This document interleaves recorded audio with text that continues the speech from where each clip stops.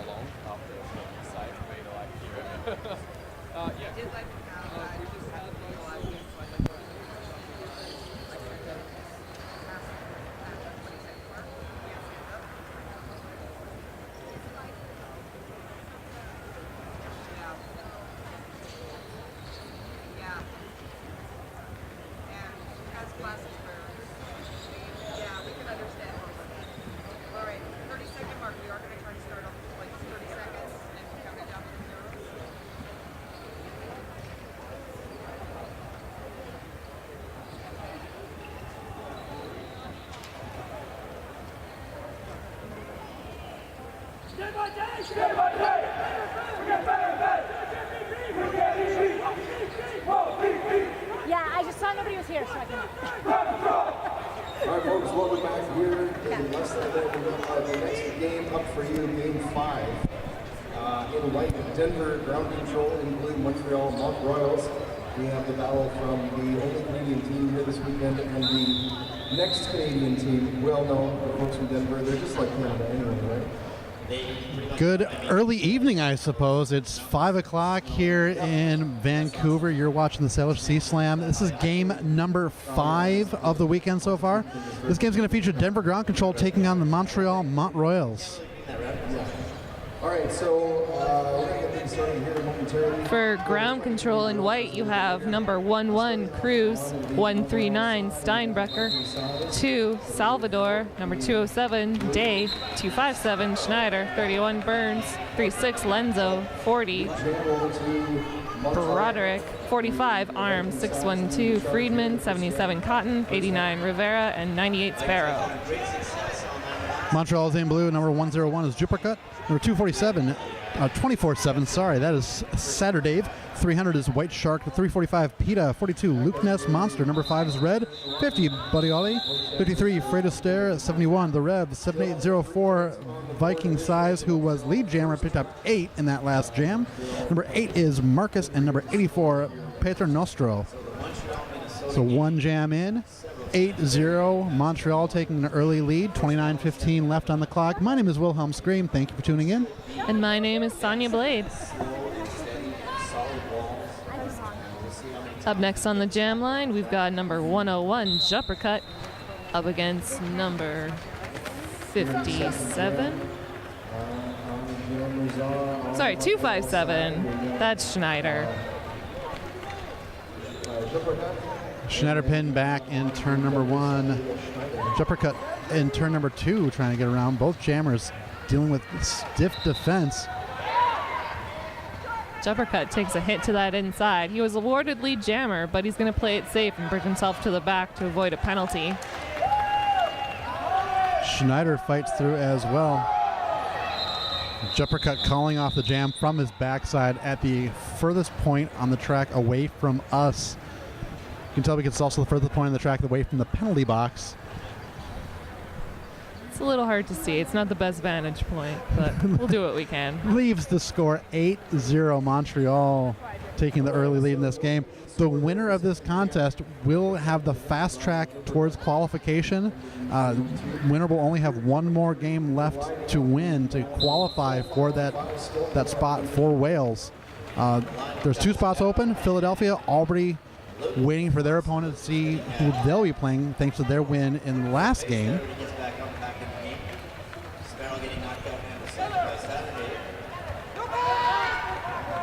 So there's number 42, Luke Ness Monster, up against a solid wall of Denver blockers. And Sparrow fighting around inside, outside, track cut penalty. That's going to send Sparrow into the penalty box. That puts Montreal in a power jam situation. Luke Ness Monster needs to complete his initial pass, however. Luke Ness Monster looking for a little bit of help from his blockers. Removes the star. sneakily passes it to Saturday. Saturday off like a shot. Looks like we got a full 2-minute jam underway with one jammer going to the penalty box, the other passing the star off. Saturday activating jammer powers, trying to juke around number 207. That's Day for Denver. Saturday picking up 5 points. Sparrow out of the box. Takes a little trip over a Mount Royal blocker, but he's still fought through it. He's through for his initial pass. Saturday getting tripped up in the far straightaway. Looks like it is going to lead to a low block penalty.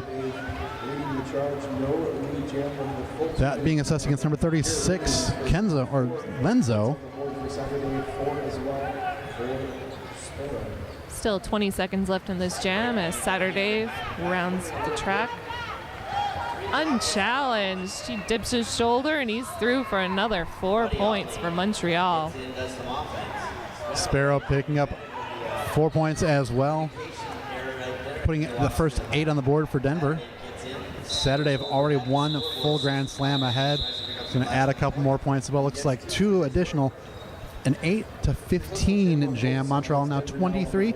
Denver with 8. 25 minutes, 45 seconds left in the first half.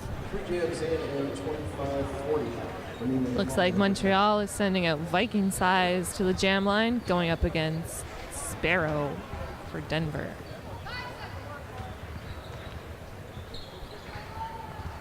Sorry, not Sparrow, that's Arms. Both these teams did play earlier today as well. Montreal playing against Minnesota and the Twin City Terrors. Viking size was incredibly important to Montreal in that game. Pretty much sealed the deal at the end of it as it happened. Arms with Denver just against Dakota, I mean, again, was just so pivotal in their win. This should be a pretty even matchup. Denver ground control seated at number 2 and Montreal seated at number 3. So only the score will tell.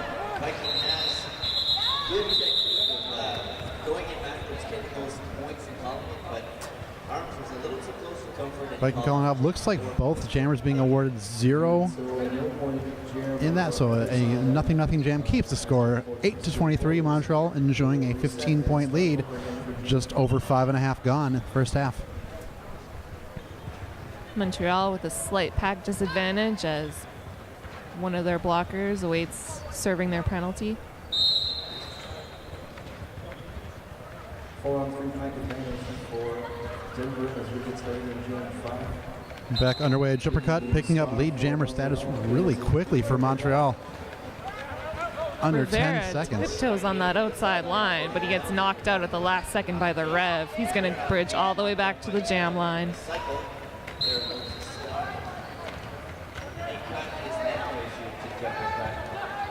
Jumper Cut now being sent into the penalty box. Track cut. So Rivera out in a power jam situation. Denver looking to chip away at the lead that Montreal has established.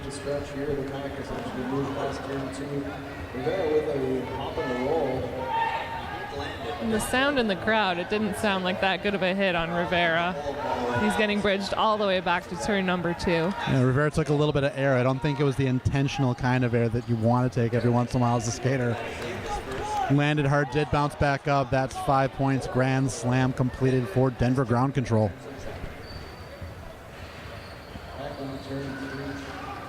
Jumper cut out of the box. He took down Rivera with him. A little slow to get up.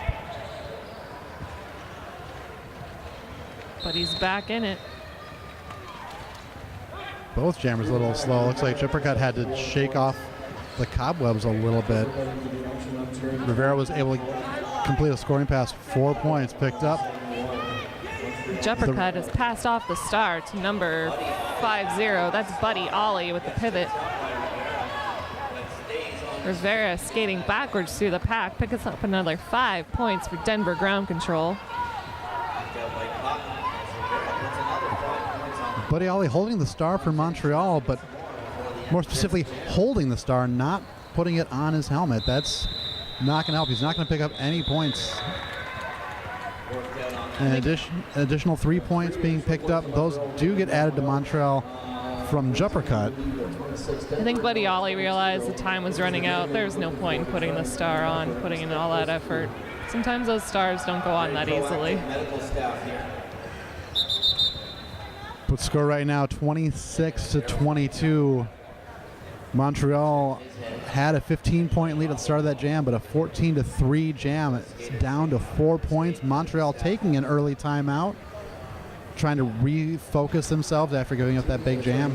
Of course, this timeout is brought to you by Nerd Roller Skates.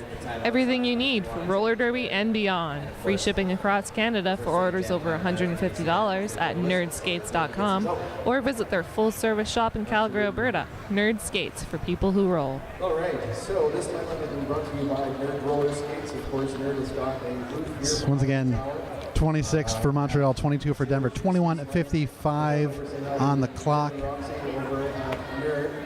Looks like we shifted from a team timeout. It's being billed as an official timeout instead, so no team losing their timeouts. Also want to say a huge thank you to The officials overruling that team timeout decision. for providing food for the volunteers this weekend. Really appreciate it. And thank all of you for coming down to the Richmond Oval, of course, to be audience members for the tournament this weekend. We're going to be going all the way till roughly 9 o'clock tonight. And then again Facing tomorrow. off next on the jam line, we've got number 7804 Viking Size up against 98 Sparrow. See you tomorrow. So yeah, you can see the medics are wondering what's wrong with the skaters. Apparently they're talking gibberish, but of course forgetting the fact that they're from Quebec, so they're actually talking French, and there isn't really a head injury.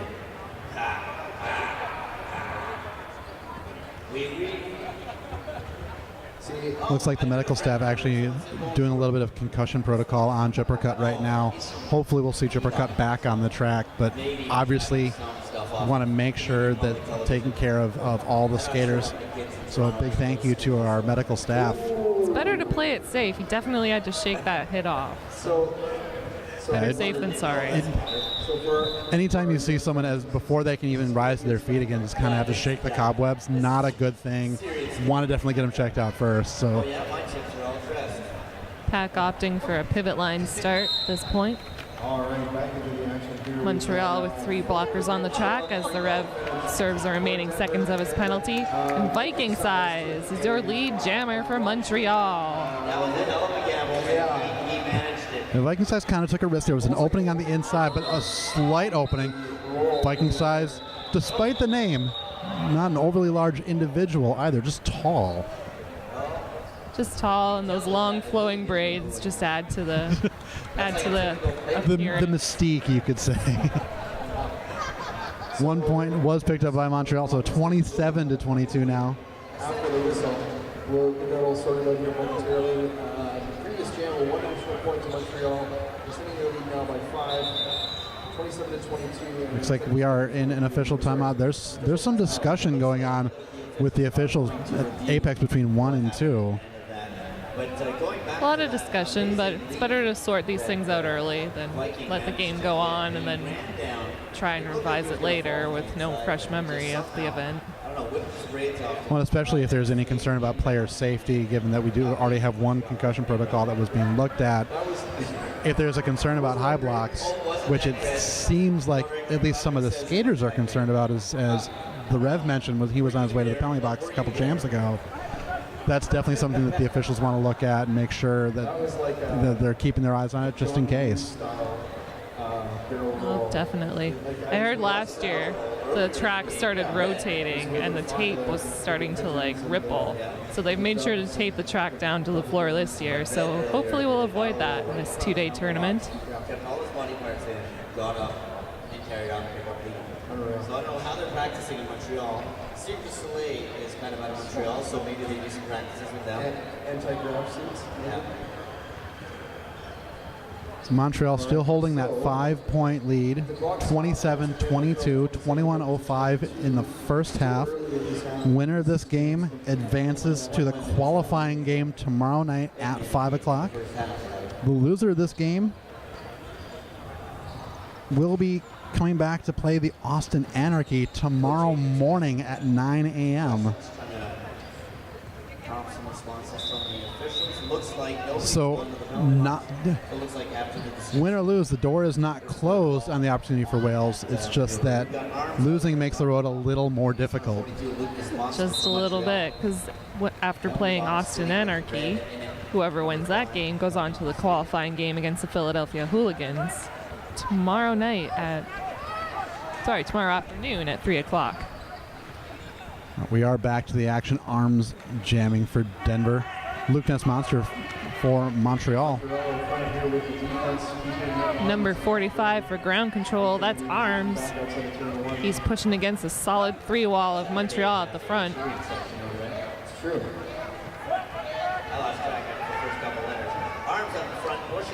Like Arms was trying to get a little bit of help from his friends, then pushed the Mont-Royals pack a little bit too far away. They had to let him go. Arms is through, picking up lead. Luke Ness Monster still pinned back, still stuck on his initial scoring pass. Lenzo keeps hitting out number 42, Luke Ness Monster, bridging him back. He's done that about 3 times now. It's got to be frustrating. He's just trying to get his initial pass still. Meanwhile, Arms is back around the track on another scoring pass. He's already put up 5. Yeah, those 5 from Arms, not at the score at 27. Arms looking to get a couple more big collisions, including maybe a little bit of after the whistle extracurriculars. Now, this previous jam was the one that was looking for. Looks like that did indeed happen. That's Schneider going into the penalty box for late contact. And now 8 points from Arms puts Denver on top 30-27. It's our first lead change of the game. And we're going to take another official timeout.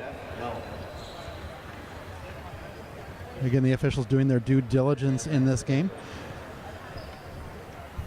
And our day is not done after this game is over. The very next game coming up after this is going to feature Dakota Men's Roller Derby taking on Minnesota Men's Roller Derby. That is going to be happening at 7 o'clock. Winner of that game will face Race City tomorrow morning at 11 a.m. They will face either Race City. Of course, Race City just facing a tough loss against Philadelphia Hooligans, but they're ranked at number 1. They'll face the winner of Dakota Men's against Minnesota Men's. Race City had the nail biter at the start of the day, being in the morning, winning by 3. Then hard-fought, tough loss against Philadelphia. They get to come back tomorrow at 11. They'll be fresh. They'll be rejuvenated. They did all say they were going to the pool after that last game against Philadelphia. So hopefully they won't show up waterlogged tomorrow. It's a good way to celebrate. Everybody hit the pool. It's better than those ice baths I hear about. It should be. Something's going on. Oh, someone's giving out candy over there. Is it candy or pizza? Don't forget the announcers. We like food. Looks like Kami passing some information along to skaters.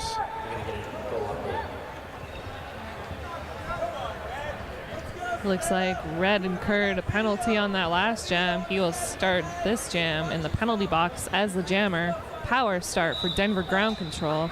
They've sent out number 98, Sparrow. This is Red. Was the jammer on that last jam. Got a penalty for a leading contact. And he will sit in the penalty box, and there will be a power start for Denver with Sparrow. Sparrow coming around in turn number 1. Apex between 1 and 2, pushing at the front of the Montreal pack, dealing with Paternostro. Getting around, that's lead going once again to Denver. Box slowly filling up with pivots from both sides. Saturday incurred cut track penalty. And Sparrow is through, putting up another 5 points for Denver. Red is returned to the field of play, as is Schneider. So the power jam has done its job. Denver picking up 5 points in that power jam, and Sparrow trying to get around in scoring position, but getting a little tangled up. It's like a low block call being assessed against number 345, PETA.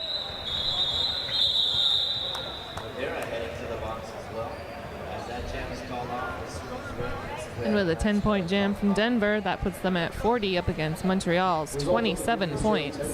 Still anybody's game with 18 minutes left in this half. Now Montreal once held a 15-point lead. Now Denver with a 13-point lead. Viking size back out for Montreal. Ground control responds with Steinbrecher.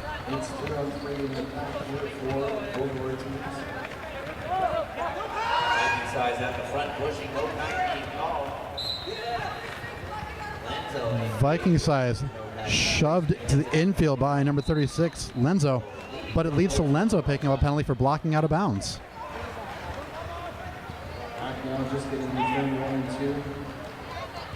Steinbecker still with one Montreal player to beat. He gets knocked to that inside and bridged all the way back to the apex.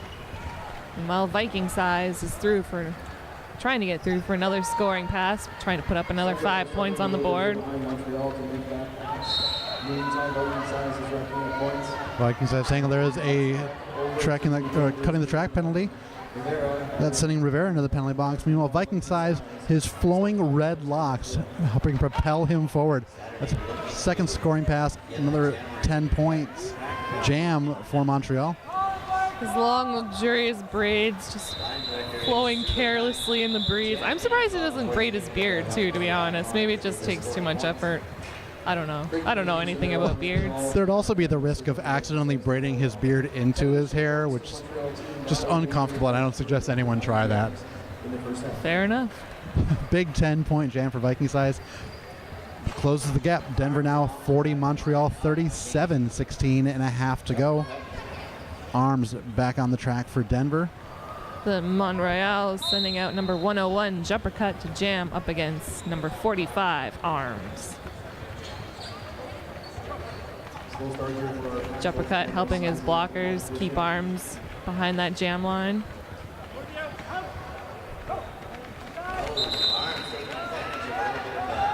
Arms found an opening on the infield. Jumper cut also finding the opening. Jammers out in the open, skating free. Arms coming through, trying to call it off. Jumper cut looks like stole 1 point, so 1-1 jam. Even up, still a 3-point difference between the two teams. Tried to get that 1 point and call it, but he wasn't quite quick enough.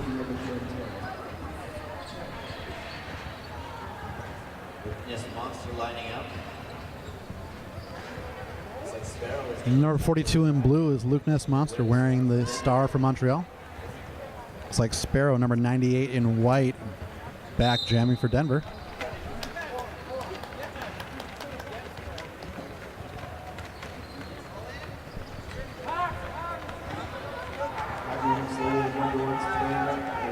Sparrow fighting against that solid 2 wall. As he comes around turn 2.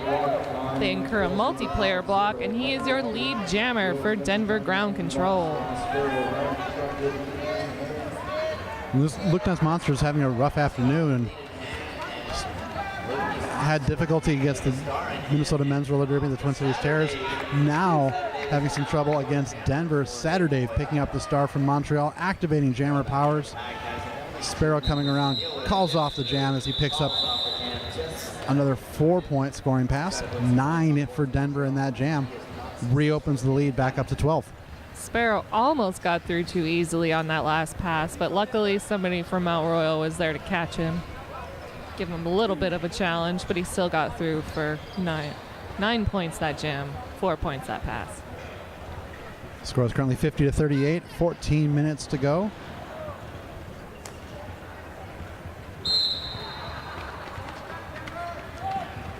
Those red braids mean Viking size back jamming for Montreal. Schneider is jamming for Denver. Viking sides trying to challenge those links in that Denver wall. Here comes Buddy Ollie to provide some offense. Unfortunately, he takes his own jammer down with him. And Schneider is your lead jammer. The Viking sides was being pinned back behind Salvador and Cruz, with Rivera acting as the bracer for that tandem. Schneider gets around for another 5-point scoring pass. Rivera into the penalty box. Viking size still stashing that star. Viking size, looking for an opportunity. He's got it in his hand. He kept it. He is through for his initial pass. A little bit of trickery too, because there was a visible hand connection with Red, but the helmet cover stayed in Viking size's hand. Yeah, Red definitely looked like he was going to try and fight through the pack. Make it look like he was a jammer, but he wasn't quite yet. It actually did distract Denver enough for Viking size to get through and complete the initial pass. Unfortunately, Schneider caught on to his trickery and called it off before they could score any points.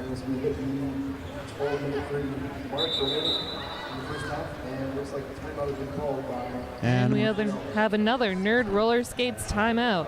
Everything you need for roller derby and beyond. Nerd Skates for people who roll.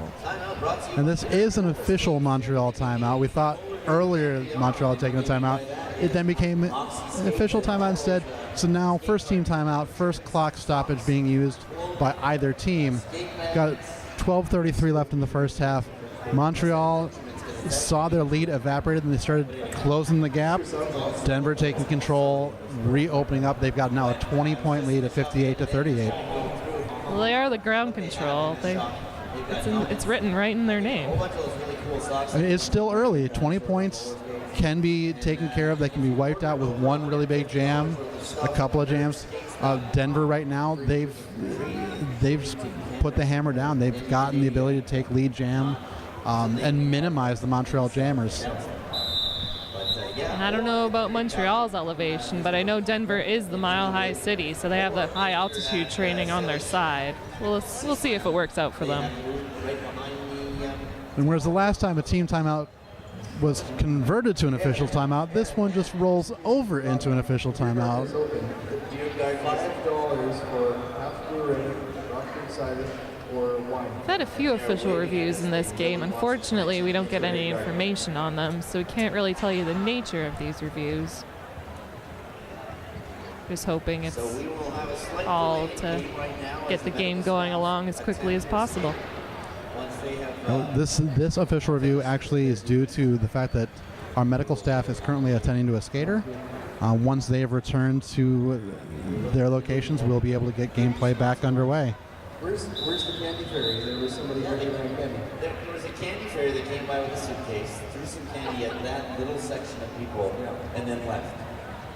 Was that a Minnesota thing? And with that, the teams are setting up for the next jam. We've got number 45, Arms, up against 101, Jumpercut. That was very good Canadian. I've seen Fargo. Isn't that filmed in Calgary, Alberta? We are 5 seconds away from the start of Jam at 13. In our town, it's Calgary. Right around the corner from my house. Looks like the medics are back in action. That's right. Ours is jamming for Denver. Once again, that's number 45. Sizing up Arms, making sure his blockers have control of him. One to beat, and he is your lead jammer for Montreal. Jumpercut getting around, coming around down the straightaway right in front of us. Arms was forced back thanks to it being recycled through the infield. Now Jumpercut knocked to the ground. The apex turns 1 and 2. Gives Arms the ability to go around the outside. Completes his initial pass. Arms had removed the star, but opted to keep it as opportunity on the outside opened up for him. And with that, the jam is called. Still awaiting Montreal's points. Looks like 5 points for Montreal in that jam. So, yeah, that's good that they both saw the same thing. One saw it a lot. Looks like Rivera sent into the penalty box at the end of that jam, so Denver's going to start with a pack disadvantage 4-3.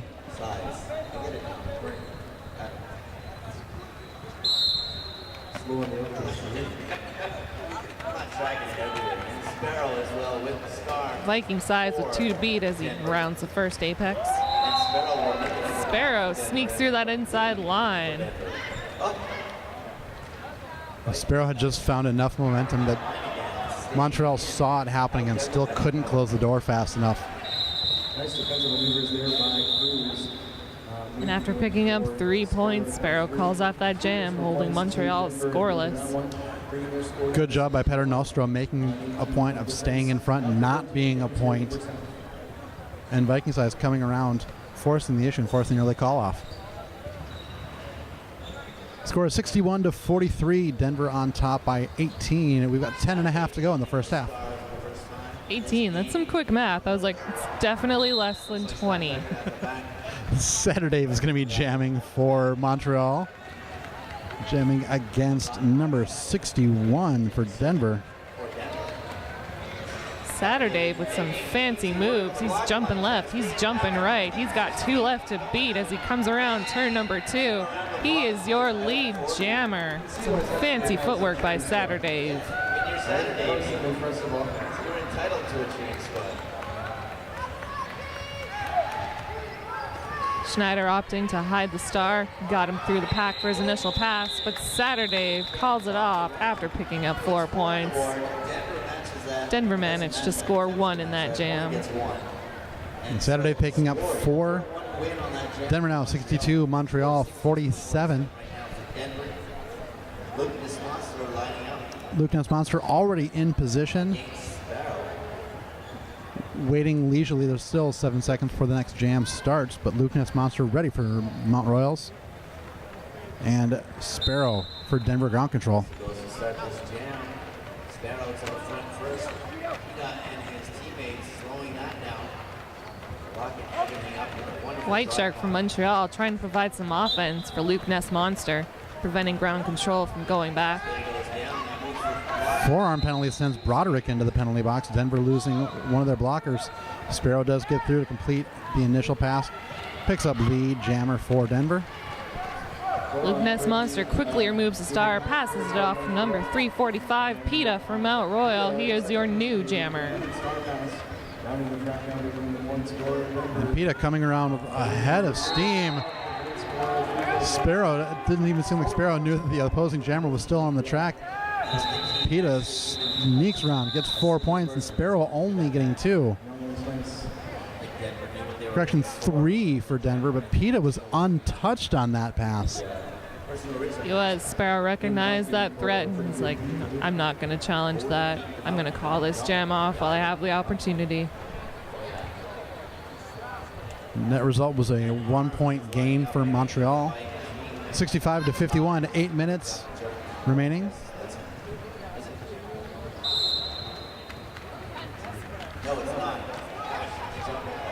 Jumper cut taking a hit to the inside. He's going to get recycled back by number 36, Lenzo for ground control. Jumper cut sneaks on that outside, dips his shoulder. He is your lead jammer. Now, I didn't see who made the contact shortly after the jam started, but Arms took a big hit and bounced back about 5 feet.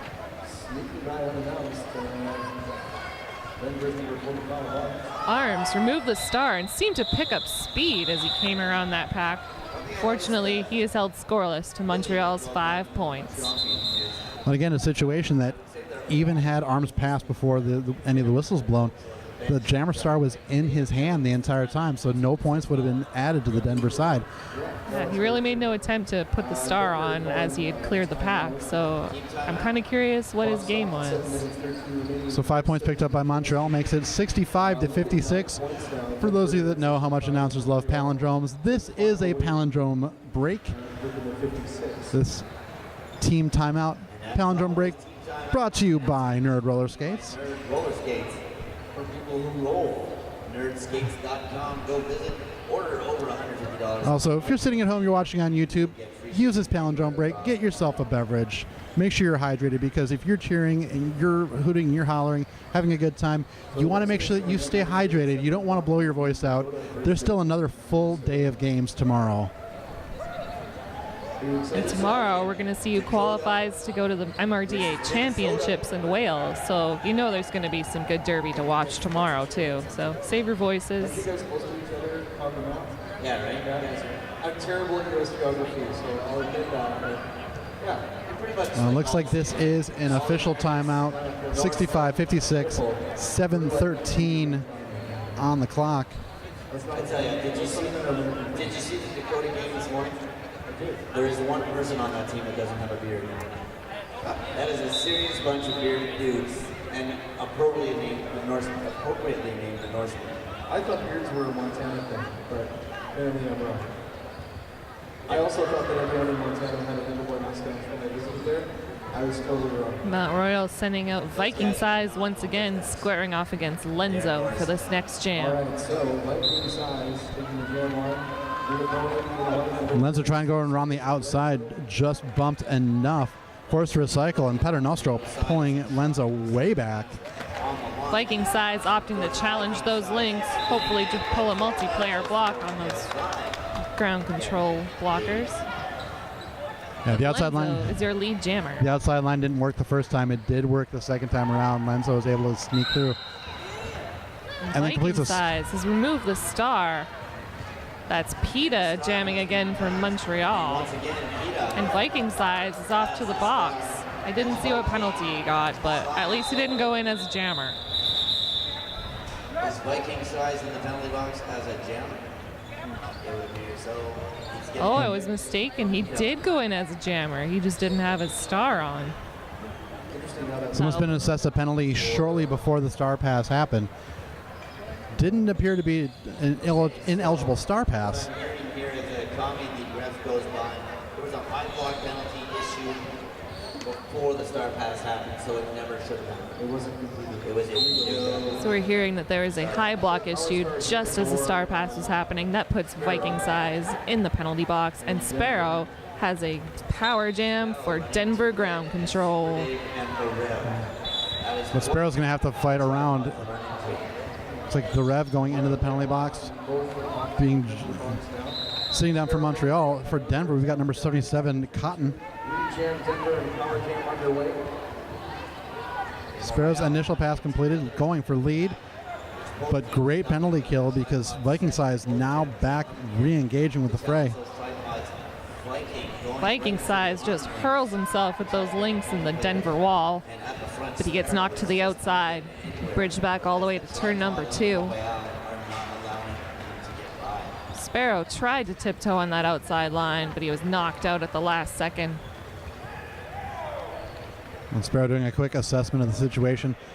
Denver rotating their defense well, holding back Viking Size.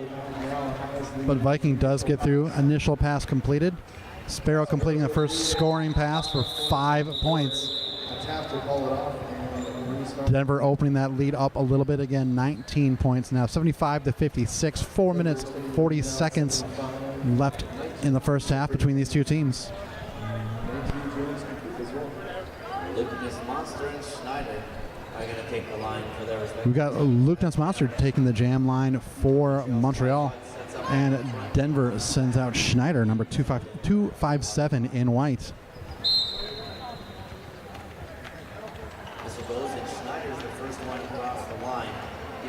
Good brace. That tripod defense being used by Montreal right now. Holding back Schneider. Cruz trying to create some havoc. Also, there's Rivera. Yeah, it's Rivera up there at number 89. They're all trying to open up opportunities for Schneider. But Luke Monster gets through first, picks up lead status. Fights out and around. Schneider is chasing after, trying to catch up. But Luke Monster going to try and sneak a point. Looks like is awarded 2 points before the call-off. Schneider was able to get 1, I believe.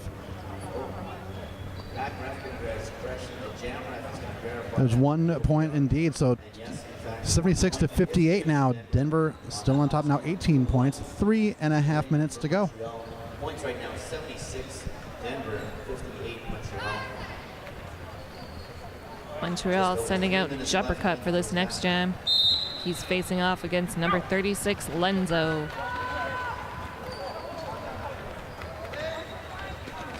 Juppercut takes advantage of a tumbling ground control blocker.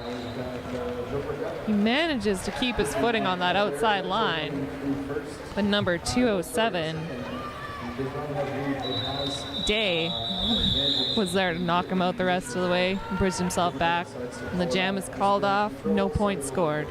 And Juppercut had picked up lead and just realized it was time to call off the jam. Denver jammer coming around too quickly, almost in scoring position. Montreal realizing there was no chance of getting points themselves. Call it off, minimize the damage.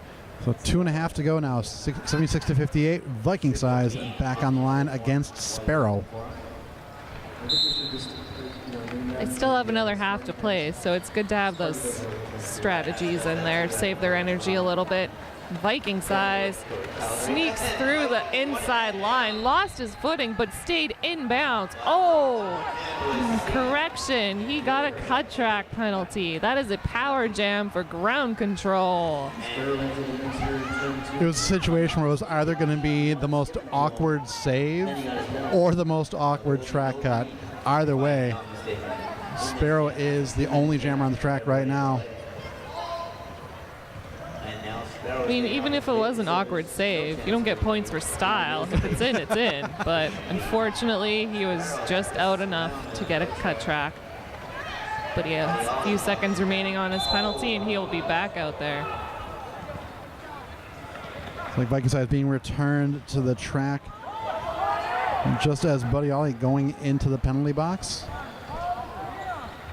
Sparrow taking a tough hit. It took him a little while to get up there. He seemed reluctant to get back on his feet, but to the point where both teams' benches were begging for the jam to be called off. Sparrow was laboring to get back up.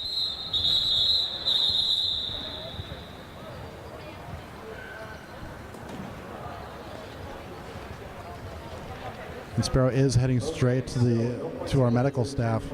We're in an official timeout. The official timeout is underway. And again, I would suspect that it's because the I feel the refs may be discussing the lack of calling off the jam after Sparrow was on the ground for a good length of time. Yeah, we've got a score of 76 to 58 right now. Hopefully we'll get a little more information about Sparrow. We do know Juppercut was the one that had been getting the concussion protocol earlier. Obviously, you've seen him back on the track. Hopefully we'll be able to see Sparrow back as well.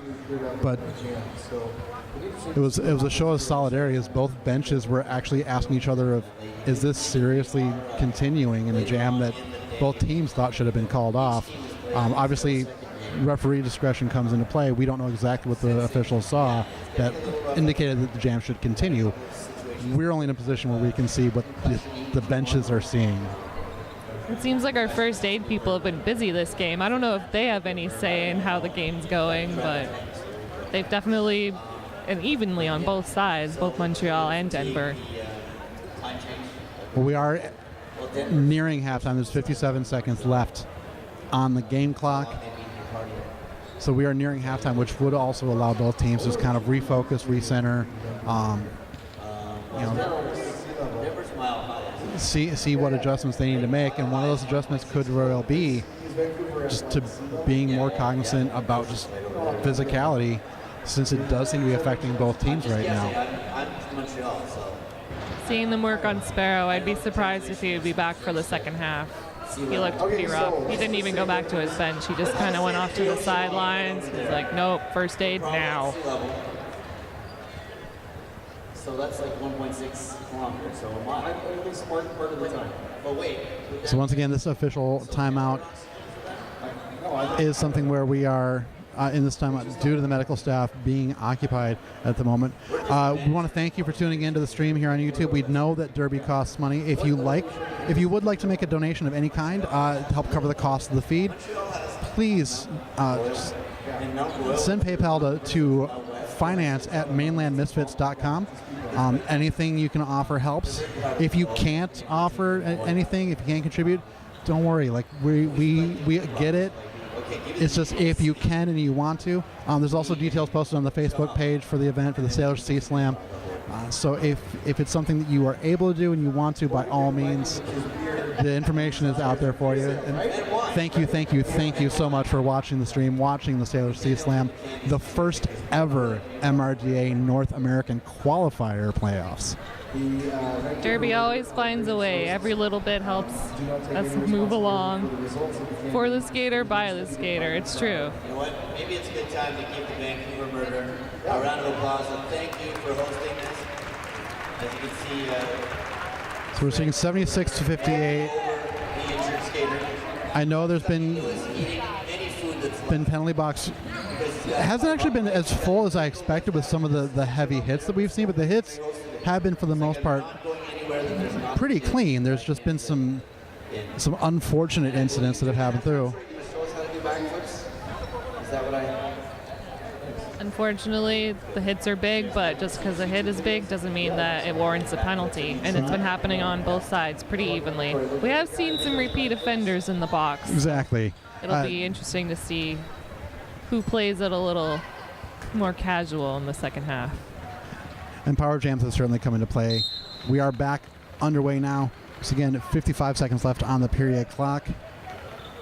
Both teams fielding a jammer. That is Lenzo for Denver, and jamming against Red for Montreal. Red challenging those links in that Denver tripod. He's got 2 to beat at the top of the apex. And Red dips his shoulder. He is your lead jammer.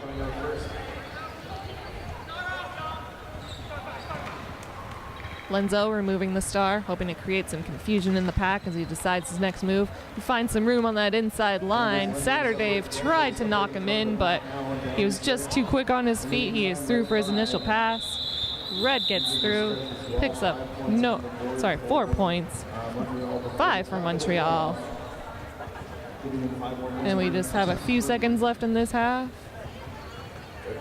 And that is halftime. Neither team electing to use a timeout late. So we've got a score at the half right now, 76-63. Denver on top. Montreal's going to have to enter the second half. They will no longer have the services of Buddy Ollie. He was expelled from the game due to an egregious high block. So that will definitely impact Montreal's strategy moving forward in the second half.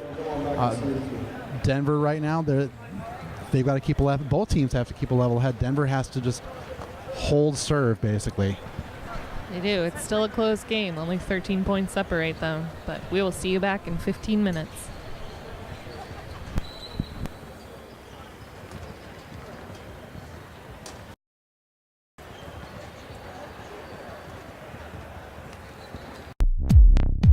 Nerd Roller Skates is your dedicated quad roller skate shop in Calgary, Alberta. Being a nerd is about being really excited and really passionate about a really specific thing. And the thing that we are really excited and passionate about is roller skates.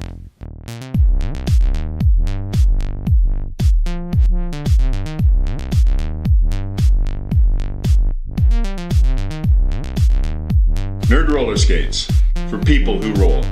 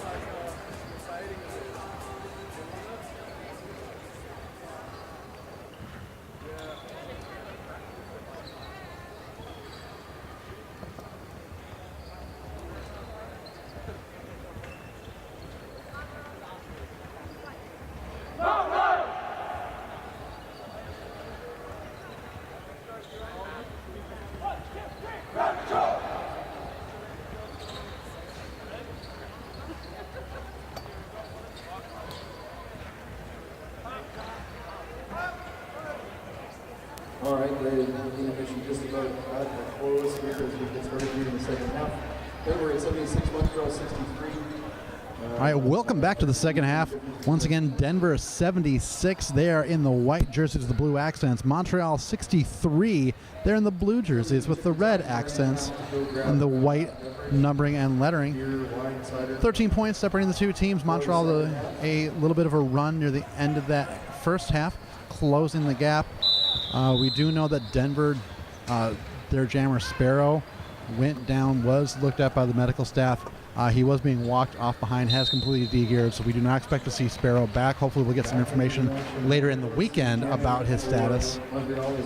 And of course, Buddy Ollie being ejected from this game, so players on both sides are missing from this second half.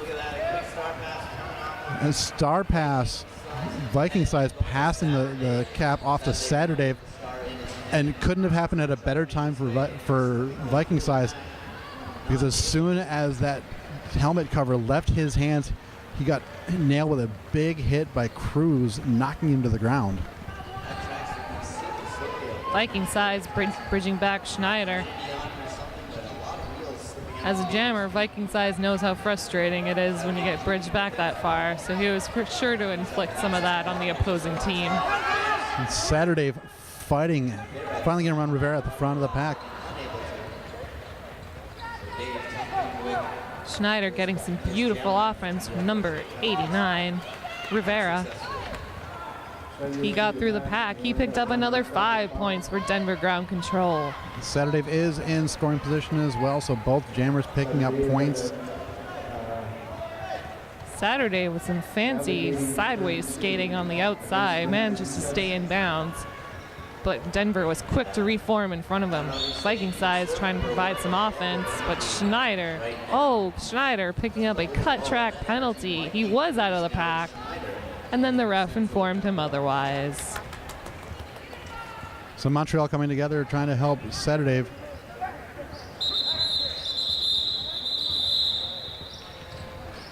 And looks like 4 points picked up by Saturday, 4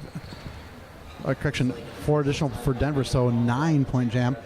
9-4 at 85-67 is the current score, and an official timeout being taken. Denver picking up 9 points in the first jam in the second half for 85 score. Montreal 67. From the chatter I was hearing from the two benches, it does sound like one of the skaters may have been cut, so some blood on the track that they need to take care of. 4 points going up on the last jam. This hasn't been the best bout as far as smoothness. Sorry, all the other games have gone by pretty smooth, no real delays, but this game just seems to be delay after delay, official timeout after official timeout. So hopefully the second half will get moving along as soon as possible. And it's been good action on the track, but it's hard for anyone to, it's hard for the team to really establish any sort of a rhythm when there have been these stoppages of time, and now we're shifting into an official review from that official timeout. So we're extending that stoppage of play. That might be some of what's contributing to some of the sloppiness that's kind of happening in the contact between the skaters. It's just you can't develop a rhythm, you can't get into a flow when there's been the stoppages that there have been, and especially for some of the extended stoppages that we've seen. Usually a team needs to call a timeout to sort of refocus, calm their energy, but neither team has really had to call a timeout for that so far. There have been a lot of timeouts that roll into official reviews that roll into timeouts. I'm looking at both of the benches. The skaters do just, there doesn't seem to be a lot of energy or urgency on either of the benches right now either. And I think, again, you mentioned all the stoppages of gameplay. That's probably something that's contributing to that.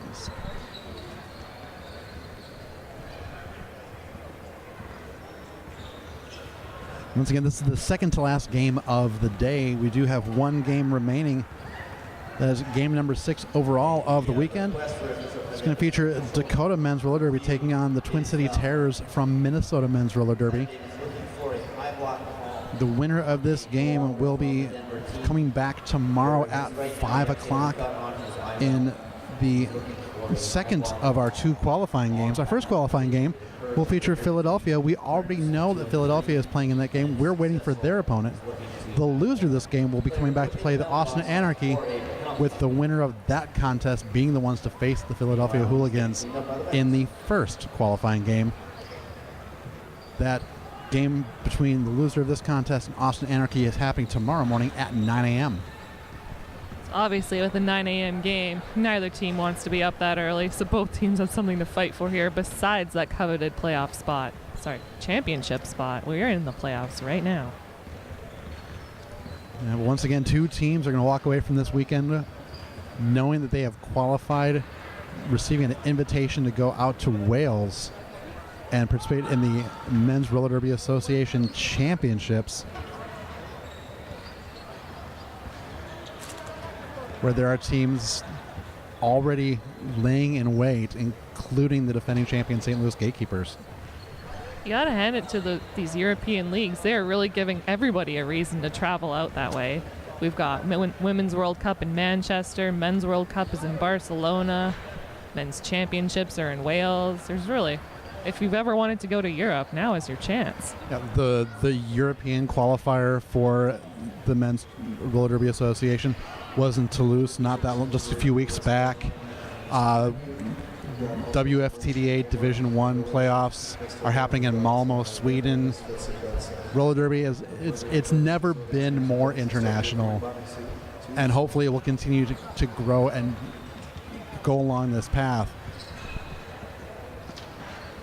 Oh, definitely. I know 2 Canadian teams are heading over to Malmö. We've got TCRG from here in Vancouver and also Calgary All-Stars. Not to mention, I believe Denver's heading over there, Gotham. Nice rounded tournament. It's been fantastic. Roller derby started all those years ago, just a small little thing branching out from Austin, Texas, and it has gone global. And again, you look at this year, you look at the fact that it's expanded outside of the United States, outside of North America. We're in Vancouver. At the men's playoffs themselves, Toulouse and Vancouver, and then the championships happening in Wales. It's a great time for the sport. It's going to keep expanding, and that's because of you, the audience. It's because of the skaters, and it's because of all the international energy that's been pumped into the game. We're seeing some of the Denver blockers checking for blood on their white uniforms. There's a little bit of blood on the track, so it's best to make sure there's no more biohazards.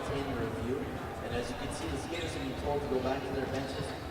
They went about 2 laps with Saturday meeting, so there are a couple of drops that they're finding on the track, and they're verifying that. And from what I understand, the head ref is going to actually find on the players to verify. Yeah, it looks. The blood. Looks like we're actually going to go through a full verification. Saturday was bleeding for quite some time on the track. That's what happens in this sport. Your adrenaline gets up, stuff happens, you don't even know you're injured until you look down and, oh, hey.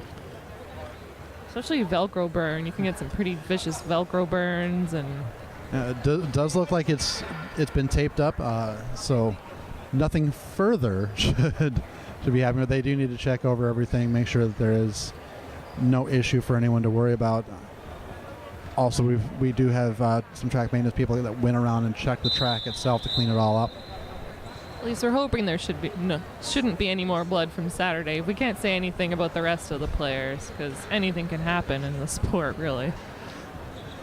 Score currently stands 81-68. Denver on top of Montreal by 13. 28 minutes, 16 seconds left. Montreal's going to start out in a power jam start.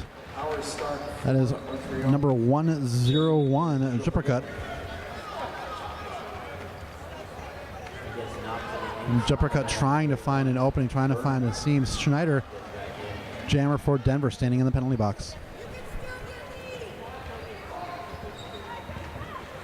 Pack getting spread to its maximum as Jumper Cut fights those last 2 Denver blockers. But he gets knocked to that inside, bridge back to turn number 2, leaving Schneider able to pick up that lead jammer status. But it will go to Jumper Cut. After all, he fought through, snuck through that inside line. He is your lead jammer. Schneider dancing on the inside as well. Had to remove the star from his helmet, coming back in. And a back block call that's going against Jippercut. So power jam now going to Schneider. Schneider's already grabbing 5 points on the scoring pass, coming around for pass number 2. And since Jippercut was the lead jammer, this jam will go for the full 2 minutes. Fortunately, there's only 45 seconds left. Schneider with a 10-point jam so far. This is giving Denver some of that breathing room that they were really hoping for. And it might prove necessary given that they did lose the services of Sparrow, who's the jammer they'd been relying on. Schneider getting a beautiful offense from number 207, Day. He dekes out Red's attempt to block him. He is through for a 5-point grand slam. It drew a little bit of a reaction from the Denver bench. They seem to appreciate what Schneider was able to do. Jippercut is back on the track, picking up 4 points of his own. But Schneider's already put 15 up on the board and Schneider whips off his own blocker. Cotton knocks him to the ground. He gets through for another 4 points for Denver. 2 additional points for Montreal brings the scores 100 even for Denver. Montreal 74. This is the largest lead of the game thus far for Denver. 25 minutes and 55 remaining. Denver ground control looking to stamp their way through. This is a tight contest from the number 2 seed taking on the number 3 seed. On the jam line for Montreal, Red. We've got Red on the jam line from Montreal going up against Arms for Denver. Arms up against a solid tripod, but Red finds room on that outside. He is lead jammer, but Arms putting on some pressure. He's not far behind. Red number 5 inside, outside, and through, completing a scoring pass.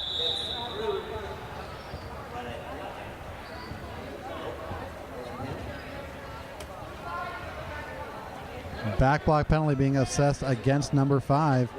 So Red's going to go to the penalty box. Denver's going to start in another power jam stance, another power start. Denver's going to send out number 89, Rivera, for this power start. Pack opting to take a pivot line start.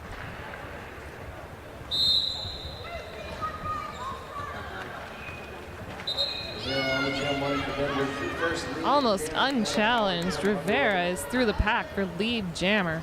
Pack at a standstill at turn number 1 as Rivera makes his way around. It took Rivera a mere 5 seconds to get through. It took him only 20 seconds to get through twice, because that is 5 points in the air already. Denver doing a beautiful job capitalizing on this power jam. Meanwhile, Red fresh out of the box, hoping to turn the tables on this Denver power jam.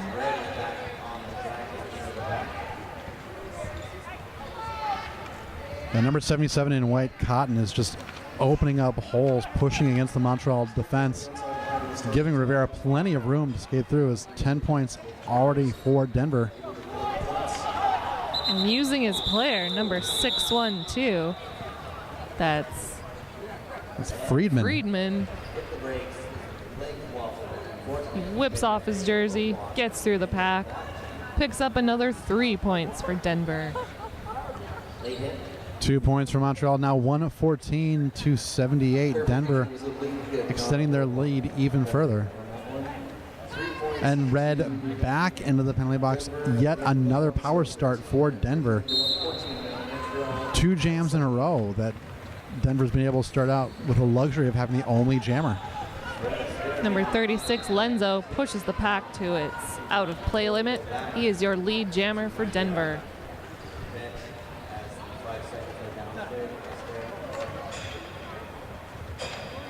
Denver opting to do a bit of passive offense. They're pinching to that inside line.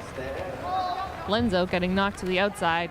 He's going to get bridged all the way back to turn number 3. And Lenzo, good awareness, but he almost got lured into a track cut. Lenzo just bouncing off of these Montreal blockers. He's getting pinballed, but he manages to deke out that last hit by number 345, Pita.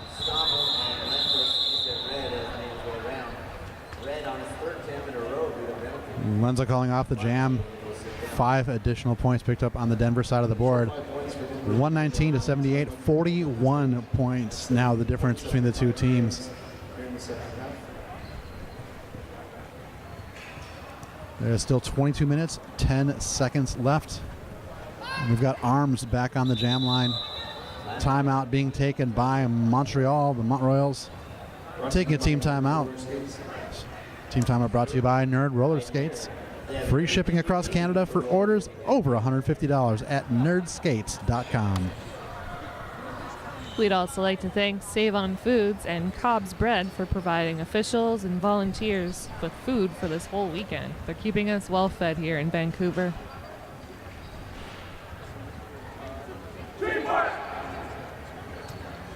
So the half started and things were getting really close between the two teams. The gap got narrowed, and now Denver, just over the last few jams, has really been able to establish their dominance. Montreal's going to have to largely keep themselves out of the penalty box. It's jammer penalties that have really helped Denver reopen that lead.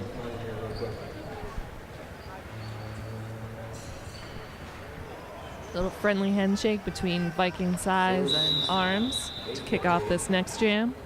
Scroll down to discussion. Yes, tomorrow 8 o'clock at Park Road Social Bar and Grill, 8191 Park Road, Richmond. So it should be Viking Size very quickly through, just pushing his way around, gets in the lead jam status. White Shark at the front of the pack providing some offense for Viking Size. But he gets knocked to that inside and bridged back to the pivot line. Meanwhile, Arms removed the star, got through the pack. He has made his initial pass after Viking Size puts 5 in the sky. And Viking Size made contact with every single one of the Denver blockers, each one bouncing him back, slowing his progress. But Viking Size just kept going to complete that pass, and is back in scoring position. Calls off the jam before Arms can sneak around. 4 additional points picked up for Montreal. 9-4 is the jam, 123 to 87 with 21 minutes to go. I just caught the end of it, but I saw Arms. He hit the ground. He did this nice little spin move on that outside, and he stayed in bounds. He was back around the track. There's some fancy footwork from both teams this game. just over 20 minutes remaining in the game. The friendly handshakes continue. That time it was Luke Ness Monster from Montreal shaking hands with Schneider. Schneider, some more fancy footwork on those toe stops. He's through on that outside line for lead jam. A little friendly fire on the ground controls. Cruz gets knocked into Broderick.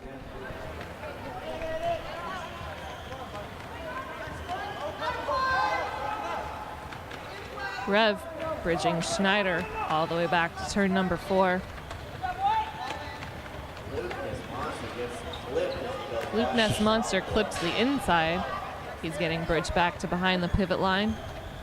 This pack seems to be moving backwards at this point. You know, Schneider was recycled in the outfield and forced to enter behind Red.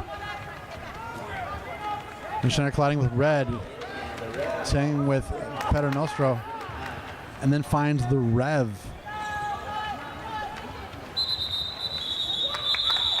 He seemed confident to keep going, but then he saw the Rev there. It kind of startled him. He jumped back a little bit. He's like, oh, no, I do not want to take on the Rev right now.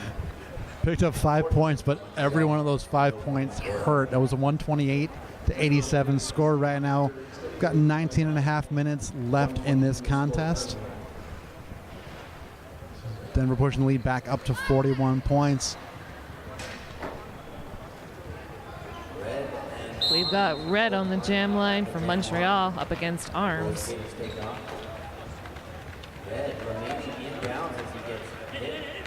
Red was almost outside of the pack, but Denver blocker was sneakily waiting for him in the front. But nevertheless, Red prevails. He is through as your lead jammer. That was a great waterfall by Denver, getting himself back in position. That Denver blocker almost looked like he was holding up the Montreal tripod. I was like, is that even allowed? And then I saw that he was there just waiting for red to pop out. And it's like, not today. Red threw it around. That's 5 points picked up by Montreal. Arms is going to pick up 4. Red getting instructions from his coach to keep the jam going, keep racking up those points. But he saw Arms coming in. He picks up 2 points and calls off the jam, holding Denver scoreless.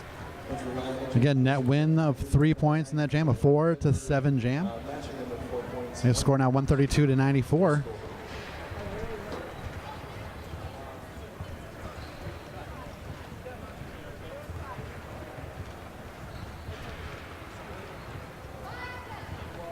We've got number 101, Juppercut, squaring off against number 36, Lenzo. Lenzo quick to the front of that pack, but those Montreal blockers have a solid tripod. Oh, now they're down to 2, but Juppercut sneaks through that inside line. Now Lenzo got entangled up with Fred Astaire, but one of those penalties where the end result actually was a net win because it slowed down Lenzo enough, allowed Juppercut to pick up the jammer. Lenzo just now coming around after the initial pass. Juppercut going to call off the jam. Gets tangled up with Cruz. It's one thing that's hard about penalties. You hear the whistle go, you're not sure it's you, but you don't want to stop what you're doing because that's when the jammer gets out. But you don't want an insubordination either because then you're sitting for a full minute, just like that old school derby. Looks like Montreal did pick up 1 point. The Fred Astaire did make sure that, one, it was a safe time to do so, and also that a penalty was being assessed against him before heading to the penalty box. Viking size coming around turn number 2. He's got 2 Denver blockers left to beat. Gets knocked to that inside again, recycled back to turn number 1. Meanwhile, number 139, Steinbrecher. Oh, takes a tough hit, lands behind the pack. He's a little slow to get up. That was a direction of play penalty being assessed against Red 5. Doing that big hit. Viking size going to get around and through. Great blocking by number 300, White Shark. Just that one-on-one blocking, holding Steinbrecher back. And then Schneider returns the favor. Viking size almost through on that inside line. Found Schneider's leg, tripped him up just enough to make him want to recycle to the back. Meanwhile, penalty box filling up with Montreal blockers. Leaving number 53, Fred Astaire, out there on his own.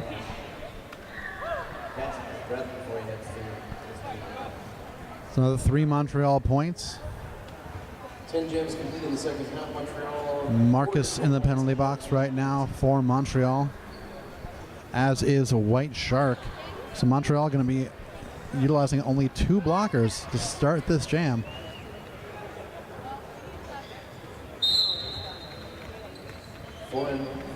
Montreal sending out the Rev and number 345, PETA, hoping to even up this blocker deficiency. The back block call is going to send the Rev into the penalty box. Saturday removing the star, creating some confusion amongst the Denver blockers.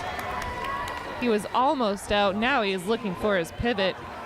PETA getting pushed away by Denver. Denver doing a great job trying to prevent that star pass. They were unsuccessful. PETA is now your jammer for Montreal.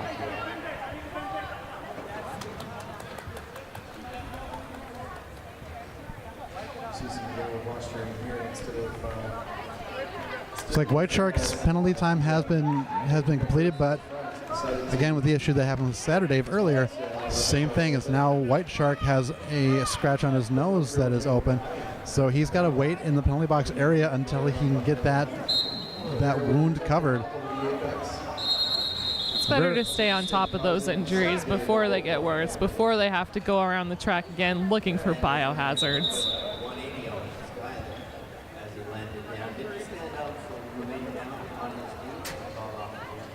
Looks like Rivera did pick up 14 points, 3 points picked up by Montreal. And we've got an official timeout being taken. We've got 45 points separating these two teams right now with 13 minutes and 53 seconds left in this half.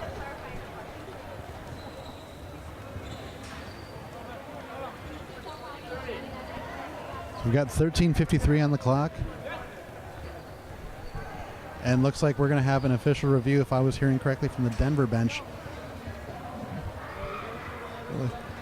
It looks like they were at least considering the official review. They were looking for an additional penalty to be assessed against White Shark for standing before he was given the 10-second stand call.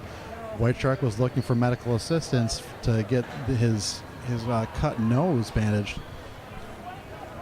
Doesn't appear to be something that the team is able to challenge on, but it's something that is at least going to be in the back of their head. There's not many times when you can stand early during a penalty, but medical assistance is one of them. And as I've learned in my own scrimmages, if the jam is called off because of an injury, you are allowed to take a knee once it's been called off. Of course, that goes or you get beer and then back to see beer, wine, or spirits. I believe not spirits. So the officials are checking, So there's only one. give some clarification on everything. 146 to 101. 13:53 is the score. Denver with a 45-point lead. You're gonna want to stick around for that. Tomorrow, game 7 starting at 9 a.m. 9 a.m. good sleep in. Yeah. That'll be Austin versus the defeated in this game that you are watching right now. So, could be Denver, could be Montreal. You know, It could go either way. oh, come on. No, I wasn't setting you up for that, but So you were. Anyway, 13 minutes is definitely enough time to put 45 points on the board and tie up the game. Don't forget, we do have one more game today at the Salish Sea Slam. Dakota will be facing off against Minnesota at 7 o'clock. That timing may be adjusted because of the delays in the current game, but we will find out. We are back to the action in this contest. Look, that is Arms jamming for Denver and picking up lead. Jupercut for Montreal trying to get around, gets tangled up with, that is Day for Denver. But Jupercut able to complete the initial pass. Jeppercut took a tumble, but the Denver blockers weren't quite quick enough to get in front of him. He capitalized on that for his initial pass. Meanwhile, Arms has his arms flailing, calls off the jam. Took an extra hit from Red before the call-off motion started happening as well. Then the two gave a high five to each other. And Red is now going to don the star wearing the jammer cap for Montreal. Jamming against Schneider for Denver.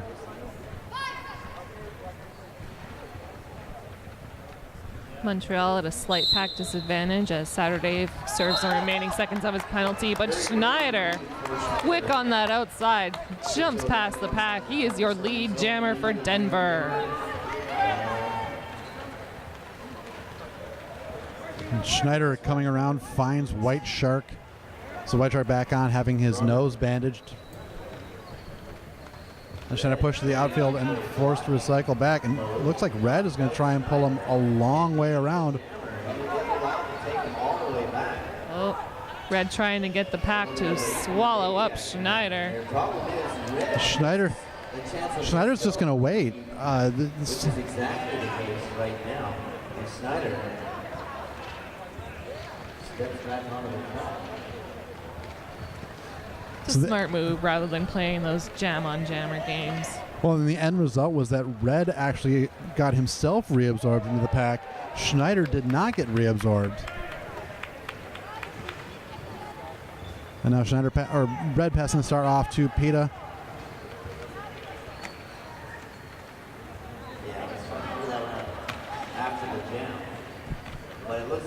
Saturday in his new Skids-inspired helmet, holding the top of that tripod against Schneider. Schneider trying to find some room on that outside. Montreal quick to rotate in front of him.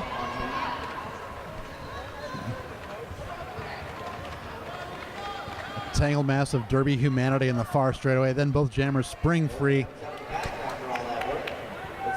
Pita being counted for the initial pass. Schneider has picked up 4 points on a scoring pass, make that 5 points. Then Peta and Schneider tangling with each other. Peta took the opportunity to try and slow Schneider down a little, holding that pass scoreless, but Denver picking up 5 points for that jam. As we approach the final 10 minutes. And an official review is being asked for by Denver. If I'm correct on this, my assumption is that this is a scoring review. Schneider had completed his initial pass, was being lured back after having completed it before the second pass, was in the middle of the scoring, was being lured back, did not actually get the negative lap to have to restart the scoring pass. Then we completed a scoring pass, was not given the initial points, only given 1 scoring pass worth where it should have received 2. At least that would be the challenge that Denver is putting forward. Obviously, the officials are going to confer. Montreal will be quite content if the result is, no, that was still the initial, only 1 scoring pass was completed. Oh, definitely. The rules in this sport change so often. It's hard to keep track of when people get bridged back and don't complete their initial pass. That's why I'm not a jam ref. I leave that to the pros. Right now, pending this review, score is 154 to 101. Denver has been just slowly extending that lead. You were correct. Denver is challenging whether or not a pass was missed.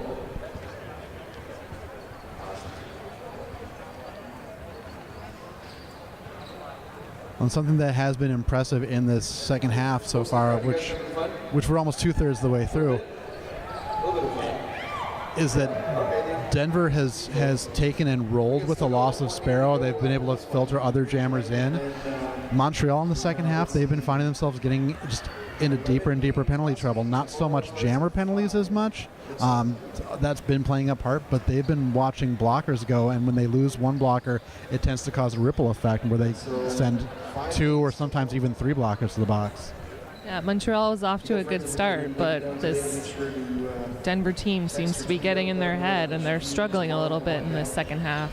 Still 53 points separating them. They can obviously log in and stream. I think it's on YouTube. There's a link on the. So again, the winner of this game will be back tomorrow night at 5 o'clock for the final game of the weekend. The loser comes back at 9 a.m. tomorrow morning to take on Austin Anarchy for the opportunity to take on the Philadelphia Hooligans Anybody already got their tickets? for their qualification. Yeah, a few people, right? I know the murderer going to Wales, right? You guys are all quiet now. What's going on? Okay, thank you. What? You're tired? It's only day 1.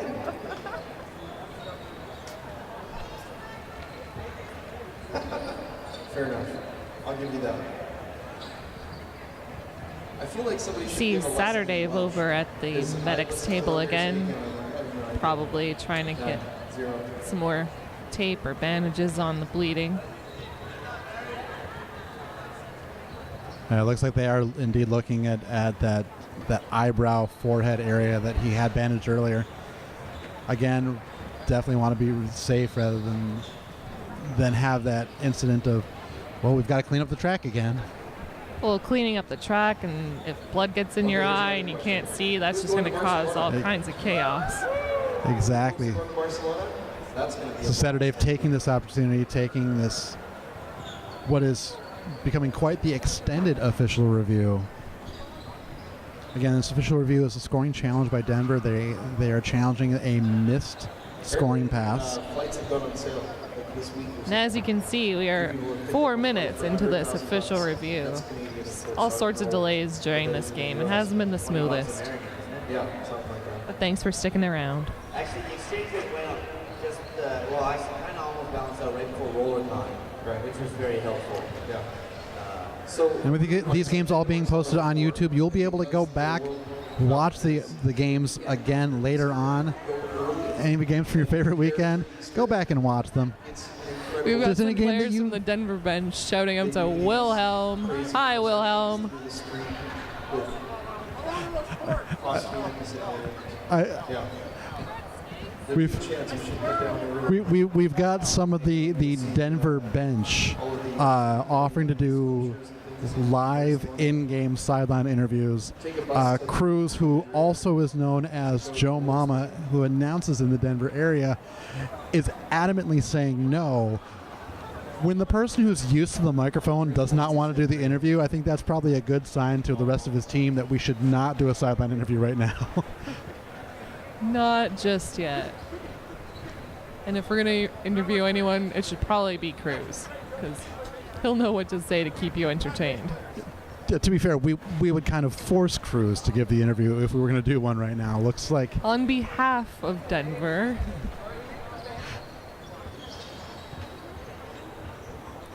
Looks like officials are slowly returning to positions. We might be almost clear of this official review.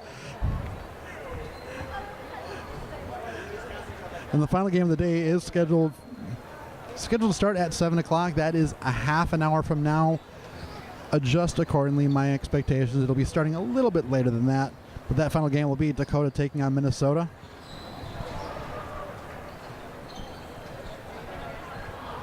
Dakota and Minnesota, that's the battle of the Central Northwest? Upper Midwest. Upper Mid, North, Central, I don't know. They're relatively close together as far as states go. These teams have actually faced each other a number of times before. They're practically next door neighbors. And proximity, in this case, actually breeds a lot of familiarity and friendliness. There's a lot of camaraderie between Dakota and Minnesota. Both teams have been rooting for each other during their games earlier today. Now they're going to have to face each other in a half an hour, give or take, the remainder of this game, and then however much time we need to attack on. I'm actually a little disappointed that the Minnesota choir that shows up for the Minnesota Roller Girls didn't show up for the men's team, because they are quite entertaining. Coach from Denver is counting. That should be 11 and not 10, maybe. Meanwhile, beer garden's open. Looks right here. A few folks are engaging in the beer garden activities. We're getting all kinds of suggestions on how to fill this now 7-minute long official review. Yeah, so once you hit minute 7 in the official review, then the penalty box starts chiming in with what the announcers should be talking about. When the NSOs are giving us things to chatter about, it's probably an extremely long official review. And we've mentioned our 3 generous sponsors several times, so we feel that you need a little break from hearing about Nerd Skates, Save on Foods, and Cobb's Bread. So we're trying to find other things to fill the time. Some suggestions have been the architecture. From the Vancouver Burger. What else were they saying? Oh, we could talk about the beer gardens you can't attend. The beer and wine. The beautiful mountain scenery out the windows that you can't see. Simply because of where the camera is. The camera's not pointing at the windows. And the windows have little shutters on them, so we can't see the beautiful view of the river outside. But the Richmond Olympic Oval is a beautiful venue if you haven't been to it. They hosted the WFTDA playoffs here last fall, I believe, in September. So this is the second event in this venue. I can see why they chose to come back.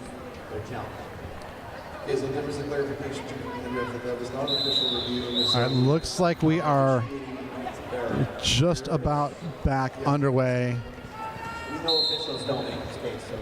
No official review was charged to Denver. Turns out officiating error was the cause, so there was no official review.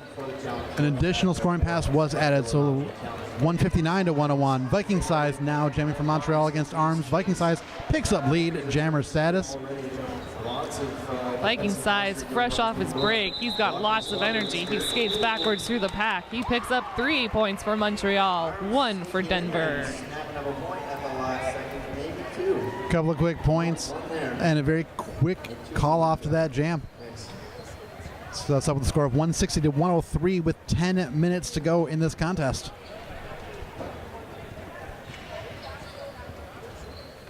We're going to reset. We've got Juppercut jamming for Montreal, jamming against Schneider for Denver ground control.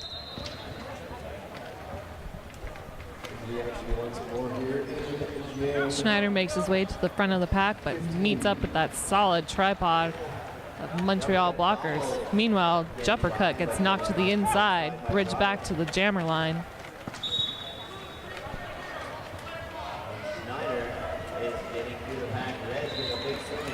Schneider does fight through, picks up lead, jammer status. White Shark into the penalty box for Montreal as the Mont Royals lose a blocker. Jumpercut able to complete initial pass as well. Jumpercut doing a beautiful job of challenging the seams, but Schneider got through for a 4-point pass and calls it off before Jumpercut can do any more damage.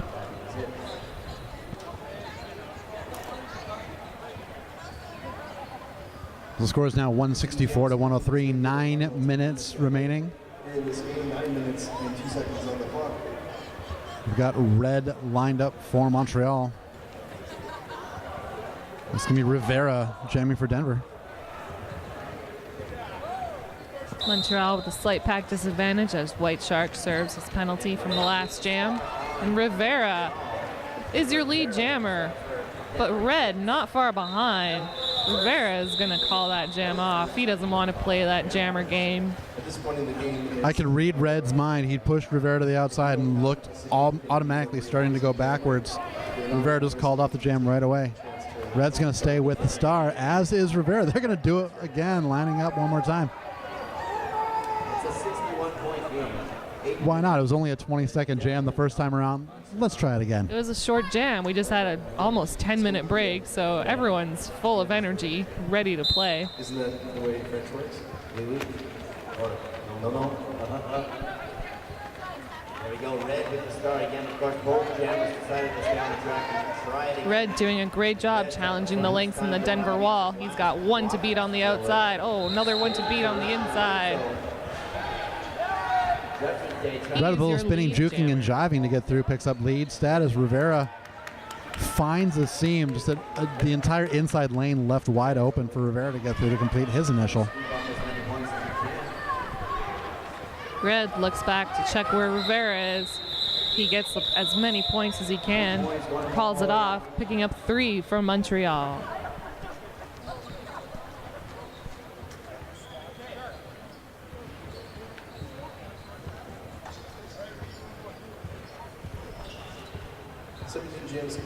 Ground control are going to send arms to the jam line.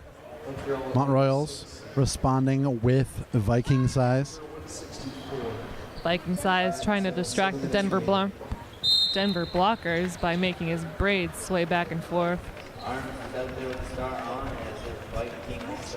It's clearly a strategic advantage to have long braids like that.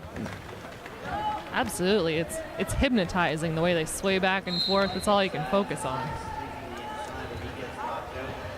And an opportunity for Montreal as arms into the penalty box on a track cut. Viking size up the middle. He's got one Denver blocker to beat.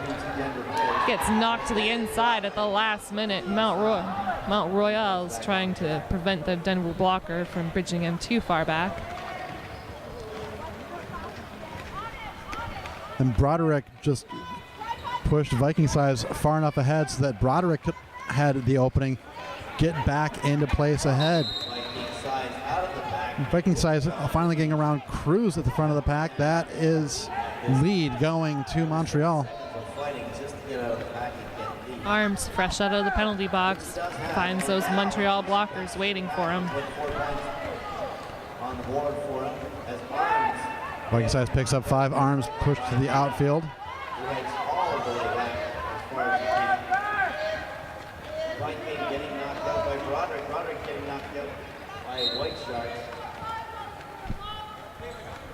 This pack really hasn't moved very much between turn 4 and turn 1. They kind of managed to stay in front of us.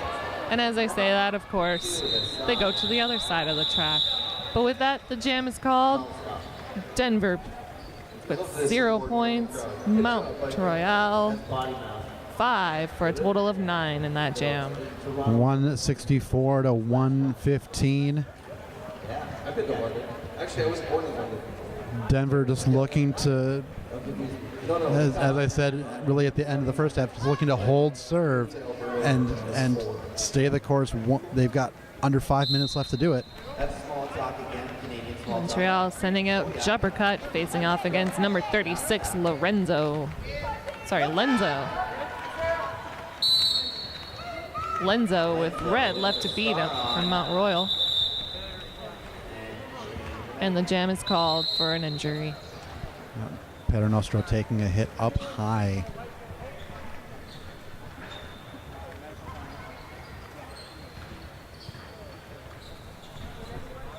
Our medical staff very quickly jumping right in. And the officials are again going to confer and consult amongst themselves.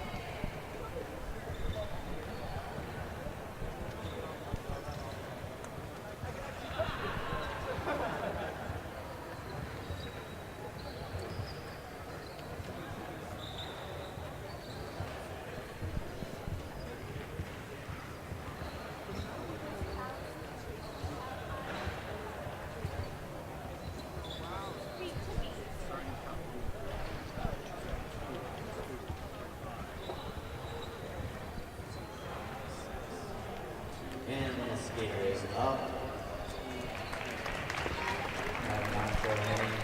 And with that, number 84, Paternostro, is up and off the track.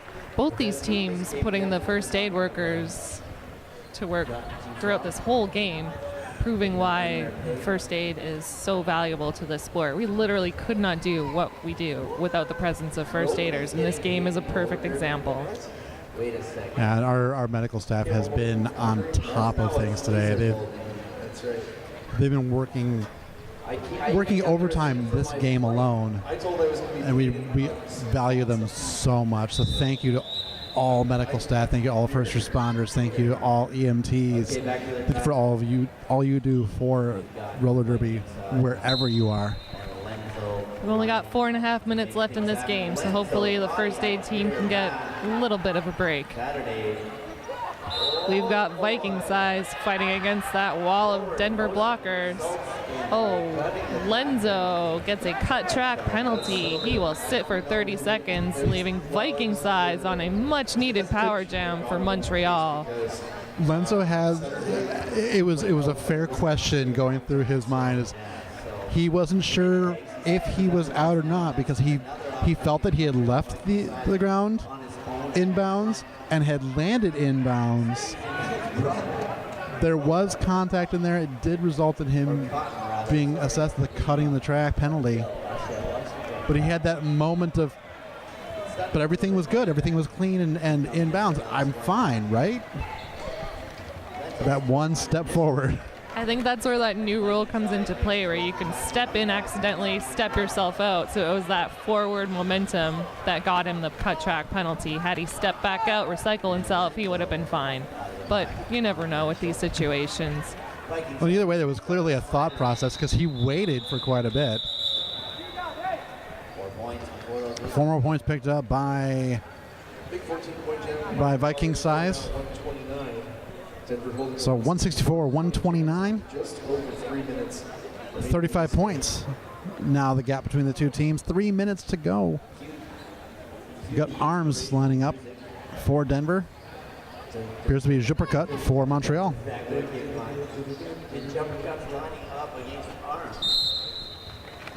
The Rev lining up in the middle of that Denver wall, providing some beautiful offense right off the line. Jumper cut is your lead jammer.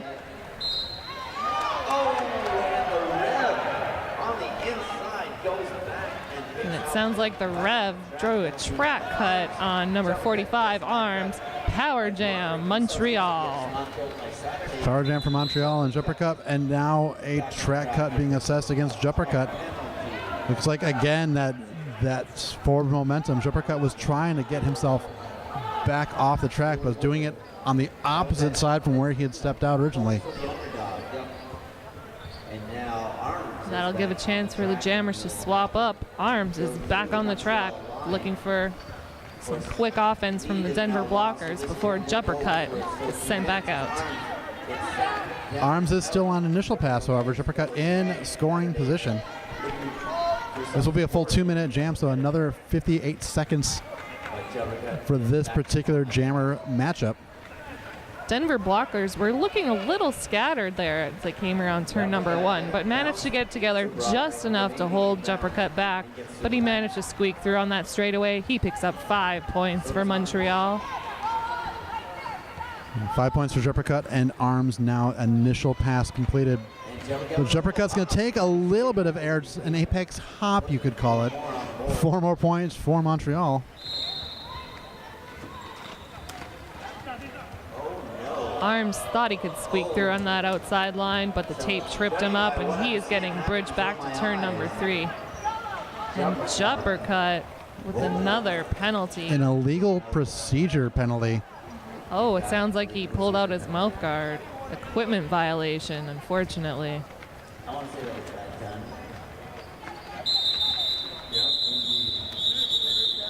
An additional 3 points picked up by jumper cut. Or correct, 3 points being picked up by Denver. No additional points for jumper cut. So 167 to 138. We've got 30 seconds remaining on the game clock. 12 seconds before we restart the jam. Denver is going to start out in a power jam situation with a 29-point lead.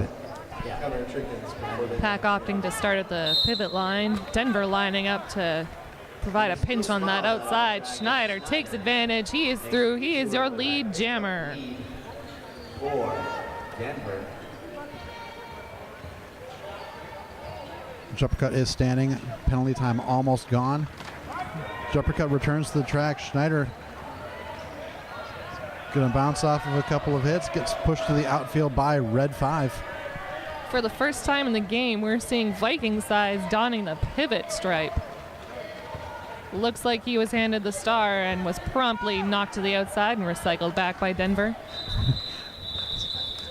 We saw the exact strategy why Viking size was given the pivot cap. Did not work out in Montreal's favor. 5 additional points picked up by Denver at the last jam. And with that, our unofficial score, 172, 138 for Montreal, as we await the refs to do their final tally with the scorekeepers. Is an unofficial final yet, please? Don't go on the track until it is an official final. I understand you want to warm up. Sorry for the delay. Oh, you also want to find out. Don't forget, there is still one more game after this. Dakota facing off against Minnesota Twin City Terrors. stick around for the final game of this day one of the 2 days Salish Sea Slam.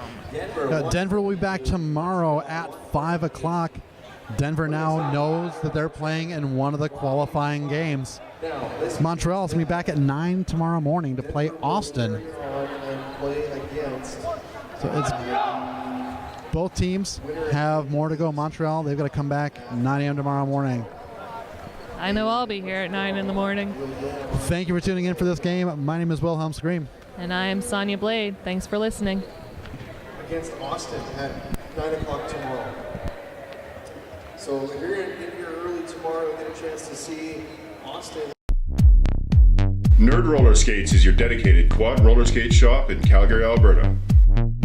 Being a nerd is about being really excited and really passionate about a really specific thing. And the thing that we are really excited and passionate about is roller skates.